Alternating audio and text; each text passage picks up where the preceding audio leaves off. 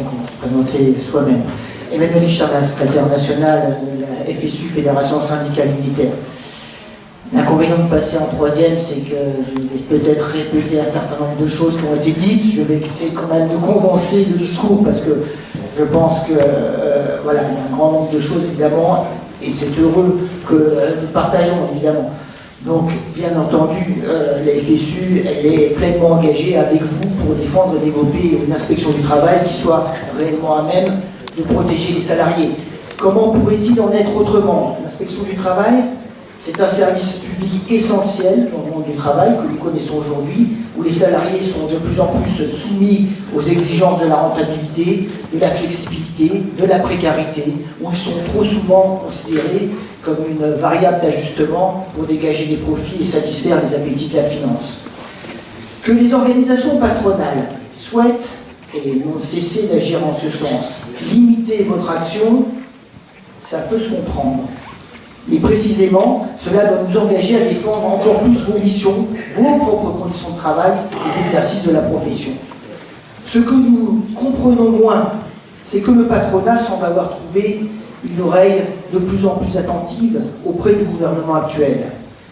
La réforme que vous contestez à juste titre porte en effet en germe, ça a été dit, malgré un habillage rassurant, une diminution des effectifs, un affaiblissement de vos prérogatives, une plus grande soumission à la hiérarchie et donc une remise en cause de votre indépendance, une perte du caractère généraliste de la fonction. Voyez jusqu'où ça va. Alors même que vos moyens aujourd'hui sont notoirement insuffisants. Cette réforme, ça a été dit, je voudrais revenir 2 minutes là-dessus, se fait dans un contexte où de nouvelles économies sont et seront demandées à la fonction publique avec une action de l'État jugée au plus haut niveau comme trop lourde, trop lente, trop chère. Au-delà de votre cas, c'est donc bien l'ensemble de la fonction publique et aux missions de l'État que l'on s'en prend. C'est injuste et méprisant pour les agents, mais c'est surtout un très mauvais choix. Nous pensons à la FSU, mais nous savons, c'est partagé aussi bien au-delà, que les services publics sont au contraire essentiels pour notre pays, car ils sont un puissant levier pour lutter contre les inégalités et les injustices sociales, pour faire respecter les droits, répondre à tous les besoins sur l'ensemble du territoire et faire face aux évolutions sociales, économiques, aux exigences écologiques, aux évolutions démographiques. Dans un contexte où les atteintes au droit du travail, ça a été rappelé, n'ont jamais été aussi nombreuses, les missions de contrôle, des conditions de travail, mais aussi des aides patronales et de la formation professionnelle doivent plus que jamais être renforcées. Notre message doit être sans ambiguïté. Les services publics, les missions de l'État ont donc besoin d'être soutenues et développées. Et là, je rejoins tout à fait Jean-Pierre Gabriel en disant que c'est une bataille d'opinion qu'il nous faut mener. Parce que sinon, d'autres l'amènent, cette bataille. Et ils l'amènent évidemment à contresens, ou plus exactement dans le sens actuel des évolutions récentes, c'est-à-dire moins d'impôts, plus d'économies, etc.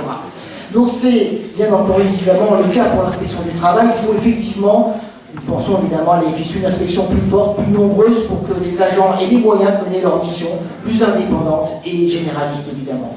Ce n'est pas le sens de la réforme que l'on tente de vous imposer, et vous avez donc raison de la contester et de lutter pour un autre projet, pour que vos revendications soient prises en compte. Vous savez, je l'ai dit en introduction, vous pouvez compter sur la FSU et naturellement sur ces syndicats, dont le SNUDEFI, qui interviendra après, qui est particulièrement impliqué avec les collègues de Pôle emploi et des missions locales, mais aussi sur la fédération, donc dans son ensemble, parce que le droit du travail, ça nous concerne tous. Alors vous êtes mobilisés, ça a été dit depuis plusieurs mois. Il y a aussi des mobilisations certainement encore à construire, à d'autres niveaux. Nous avons ce soir même, je crois même que c'est dans nos locaux, une réunion de l'ensemble des fédérations de la fonction publique pour examiner ensemble des conditions de mobilisation, notamment sur la question des salaires, mais pas seulement, donc nous pensons qu'il faut l'élargir, et ceci évidemment le plus rapidement possible pour créer enfin les conditions unitaires de mobilisation à ce niveau-là. Je sais aussi que la CGT a proposé des appels à la mobilisation le 6 février qu'elle souhaite le plus unitaire possible. Je sais que dans un grand nombre de départements, nous avons répondu avec d'autres organisations syndicales, nous avons répondu présent. Et j'espère que ces mobilisations seront un succès. Nous savons aussi qu'au niveau interprofessionnel, eh bien, on a commencé à se reparler. Alors, certes, dans une configuration qui est certainement encore trop limitée, pas assez large, qu'il faut certainement donc élargir, mais qui peut-être est à même de commencer à porter des revendications à un niveau plus large et de faire en sorte qu'on renverse aussi justement le cours des choses et notamment cette bataille d'opinion qui est extrêmement importante. Et puis il y a le niveau européen, ça a été dit, avec une perspective de mobilisation notamment début avril. C'est donc sur l'ensemble de ces rendez-vous que la FSU souhaite que l'on s'engage pleinement et que nous soyons nombreux à y répondre présents. Je vous remercie.